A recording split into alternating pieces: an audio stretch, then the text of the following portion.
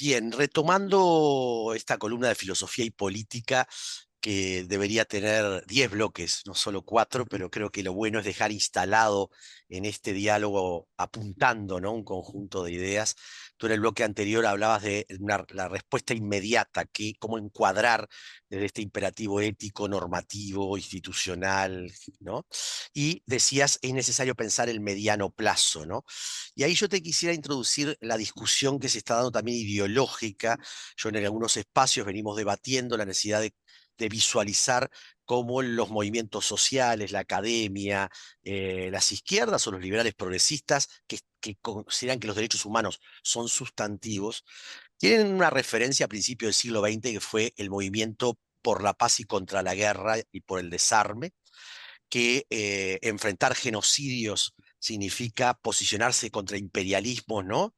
Pero a la vez la necesidad de ver la acumulación que a partir del 48 con la Declaración Universal de los Derechos Humanos debería contextualizar el pensar la convivencia, que parecería ser que se ha pulverizado en el último quinquenio, ¿no? En la última década. No es que no hubieran existido violencia, genocidios, pensemos en África, lo que pasó, ahora se ha hablado de lo de Yugoslavia, digamos, ¿no? O sea, han habido distintas instancias post 48, pero lo que implicó el holocausto judío, pero y el genocidio armenio en el 15, cómo hoy, a pesar de todas estas circunstancias, es necesario incorporar, proponer rutas de salida, ¿no? Vos sabés que estoy vinculado al mundo católico y el Papa ha sido, los papas Francisco como el actual León XIV, a pesar de que gran parte de la comunidad católica europea o norteamericana se alinean con el silencio o se alinean con no hablar del genocidio o no hablar de la masacre, y esto es importante verlo también, porque deberían actuar, ¿no?, en determinados espacios. Pero lo traigo porque me parece que aunar todos los esfuerzos que pudieran configurar un nuevo contexto de convivencia y por donde tú considerás que habría que transitar ese mediano plazo para que dos estados, dos pueblos, dos naciones pudieran convivir. Sí, a ver, estoy totalmente de acuerdo de que cualquier referente moral, religioso, cultural, Ujú. tiene que ser reclutado para frenar esto, pero también para ofrecer horizontes de salida y de reconstrucción.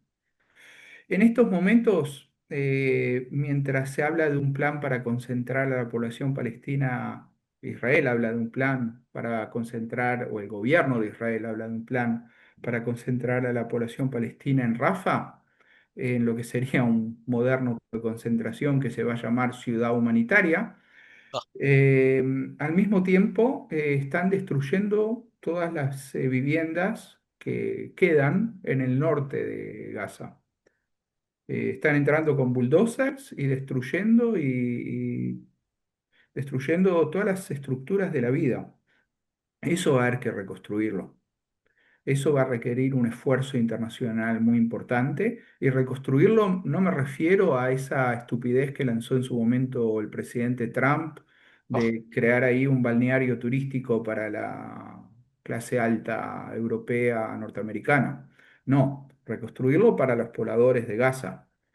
Entonces ahí se va a necesitar un esfuerzo político, económico, de distinta índole, de todo quien esté interesado en realmente en que esta tragedia actual no lleve a una desestabilización regional, que es el peligro, o sea, que es el peligro adicional a este genocidio. O sea, a uno a veces le cuesta hablar de cómo un genocidio puede encerrar nuevas catástrofes, porque un desplazamiento masivo de población de Gaza, que es lo que pretende el ministro de Defensa de Israel, Katz, en sus declaraciones de la semana pasada, va a implicar una desestabilización de muchos países de la región y va a implicar guerras y muertes y un conflicto que se va a seguir expandiendo.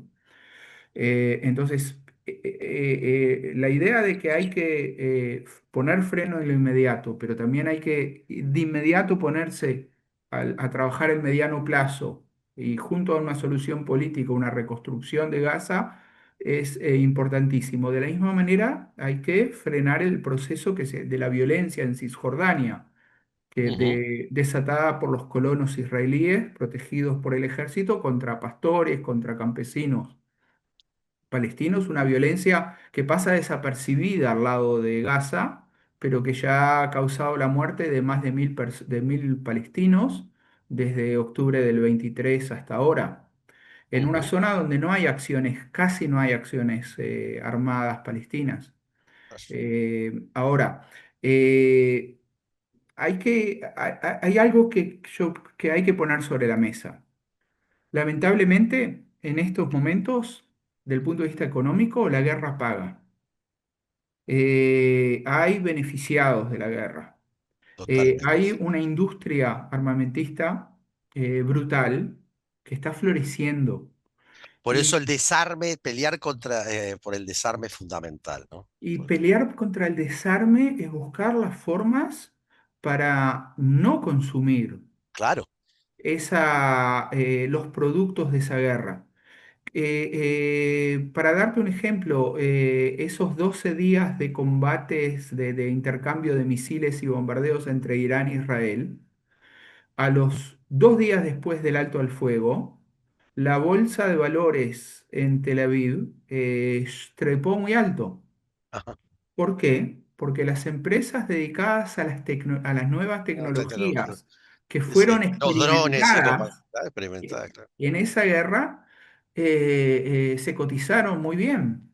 Aumentaron las inversiones Sí, en sí. rayos láser que son utilizados de esta manera, en empresas, en startups tecnológicos.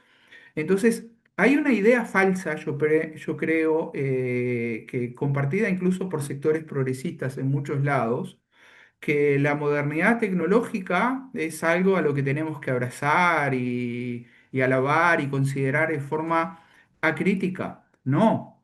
Ahí buena parte de las motivaciones y de los intereses que hacen de que sea muy difícil desescalar estos conflictos y destrabarlos están ahí. Obvio. Mira, Buena parte de la economía de las nuevas tecnologías se mueve en torno a la guerra. totalmente. Mira, Habermas habla de la modernidad instrumental y para mí es un término muy interesante porque dice, mata la emancipación y termina fortaleciendo la dominación.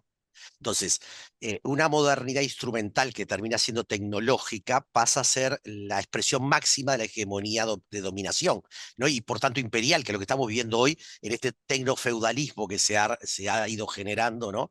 En Occidente, y que evidentemente visibilizar esto es fundamental, digamos, ¿no? Para que entonces Sí, el imperativo ético no quede atrapado solo en la condición moral, sino también en el análisis de lo que se está produciendo con las tecnologías, con el poder y como tú decís, empresas que se enriquecen en este proceso, ¿no? y direccionar el Sí, desarrollo, yo creo que es el deber de los gobiernos y de los gobiernos progresistas más que nada, direccionar el desarrollo tecnológico hacia otros intereses, hacia claro. otras áreas. Por eso, para dar el ejemplo, cuando me ofrecen una oficina de innovación tecnológica, bueno, ¿qué innovación tecnológica y con quién y para qué? Este ha sido un Eh, debate y por qué Laudelar también se posicionó en esta discusión, digamos, ¿no? Yo siempre digo, bueno, puede ser, entre comillas, comprensible muchas veces posicionamientos políticos, eh, llamémosle, que tienden a no meterse en determinados niveles de conflicto, pero en realidad se terminan justificando. No quisiera entrar en lo que es Uruguay por varias razones de roles que tengo y también porque creo que lo que tenemos que buscar es cómo aportar a un análisis en este sentido, ¿no? Y me parece que esta idea que tú estás trayendo, cómo esta modernidad instrumental, ¿no? De tecnologías que van construyendo dominación, ¿no? Hasta el tema de inteligencia artificial, Harari, ¿no? Todo lo que habla, digamos, ¿no? lo que pasó con la inteligencia artificial en esta guerra en Gaza, por ejemplo, Ujú, para dar un ejemplo muy claro, ujú. el sistema de inteligencia israelí y la Fuerza Aérea Israelí tenían un código de actuación sobre objetivos considerados terroristas. Entonces, Ujú. había ciertas caracterizaciones de lo que era un objetivo terrorista y cuando se daba la oportunidad de bombardear a ese objetivo terrorista, que es una persona considerada terrorista Sí, sí, sí. de determinado rango para arriba en la organización Hamas, por ejemplo, la acción tenía que pasar por la autorización de por lo menos dos oficiales que tenían que analizar los datos y dar el bien visto para que un avión de la Fuerza Aérea Israelí lance un misil sobre el lugar físico donde estaba esa persona. Digamos, ese era el código con el cual se actuaba hasta esta guerra, hasta esta masacre actual. ¿Qué pasó? Pasaron dos cosas. Uno, de que cambiaron el código. Antes, los daños colaterales que podían asumirse como Ujú. tolerables eran entre 4 y 5 personas no involucradas. Ahora pasaron a ser hasta 20. Eh, no, No, no, mejor pero no. este dato hace a cómo se piensan los algoritmos y es todo otro tema, ¿no? O sea, y cómo se han Bueno, pero instrumentalizado los algoritmos para focalizar esto que decís tú. O sea, más allá de 4 o 20, la idea, el propio algoritmo está pensado desde una lógica de exterminio, desde una lógica sí, sí, sí. de Pero justificación. hay otra cosa que sucedió en esta guerra. No solo de que ampliaron la autojustificación de tirar una bomba donde hay gente no Ujú. involucrada, sino de que eliminaron la necesidad de la aprobación por parte de dos oficiales, porque eso pasó a hacerse vía inteligencia artificial. Claro, se ha transferido Y, a... o sea, la decisión de apretar el botón que va a determinar la vida o muerte de un montón de personas pasó a una máquina Sí, que, a diferencia de una persona, que a veces esos oficiales podían decir, no, pero mirá, esto no, esperemos porque a lo mejor lo agarramos solo después o por... No, esas consideraciones fueron dejadas de lado y se empezaron a autorizar automáticamente una serie de objetivos que explican los grados de masacre. sí, sí.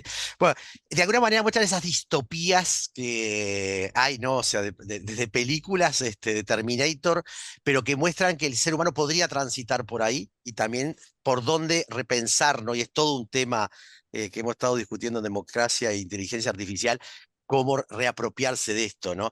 Simplemente a esto que hablábamos, uno dice, más allá de lo tecnológico, esta concepción, uno piensa en lo que fue el terrorismo de Estado, y en Ujú. Argentina, cuando Camps decía en Buenos Aires que si para encontrar un terrorista tenía que matar 30.000 personas, no era el problema, ¿no? Así que el criterio, ¿no? Parecería ser el mismo allá del instrumento tecnológico, ¿no?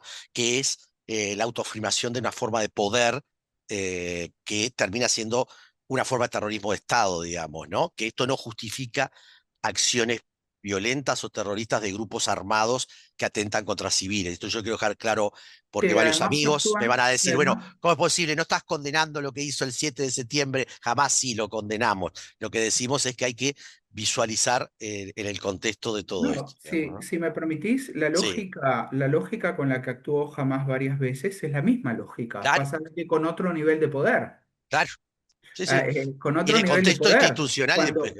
Cuando en los años 90 Hamas mandaba a suicidas a explotar en autobuses en el centro de las ciudades israelíes, Ujú, su idea era de que seguro iba a matar a algún soldado israelí, pero iba a matar también a 20 sí, sí. pasajeros de un ómnibus. O sea, esa lógica, desde el punto de vista de la lógica, es lo mismo. No hay simetría porque no hay simetría de poder, porque son poderes muy, muy distintos. Ahora, si me permitís, quiero por eso Yo mismo te pido, de a ver, cómo va a Gerardo, ser. Sí, cerremos este bloque y hagamos otro más para hacer la bueno, síntesis, porque así se bueno. puede como escuchar y dar, porque me gustaría que pudieras desarrollar un poco más. Te agradezco este bloque y vamos a otro bloque luego de síntesis de lo que hemos venido intercambiando.